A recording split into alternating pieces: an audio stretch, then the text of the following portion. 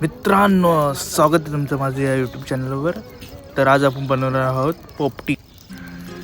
त्यासाठी लागणारे साहित्य सर्वप्रथम ऑफकोर्स चिकन, वालाच्या शेंगा, जांभळीचा पाला आणि सगळ्यात इम्पॉर्टंट ही वनस्पती. त्याला काही ठिकाणी भांबरूट तर काही ठिकाणी मारपेटी बोलतात. तुमच्याकडे काय बोलतात ते कमेंट करा.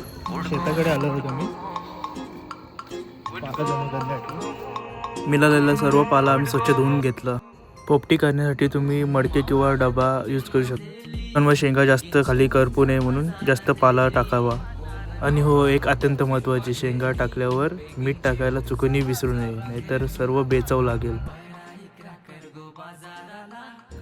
आणि मित्रांनो, अशा प्रकारे आम्ही चिकन, शेंगा, त्यावर मीठ, नंतर पाला असे एकावर एक थर लावून घेतले.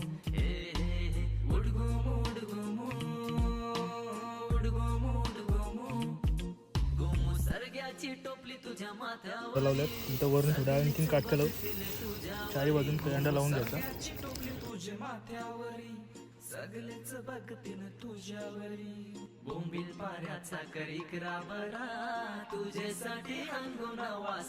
आणि हो, साधारणतः हे जाल 30 मिनिटं ठेवावा, जेणेकरून सर्व शेंगा शिजतील.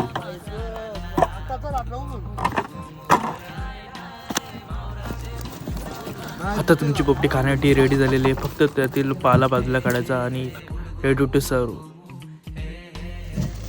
शेंगा व्यतिरिक्त तुम्ही त्यामध्ये अंडीही टाकू शकता. ते आयटम झालंच नाही. Bye bye. चला भेटूया मग पुन्हा एखाद्या नवीन विषयावर. तुर्तास बाय बाय.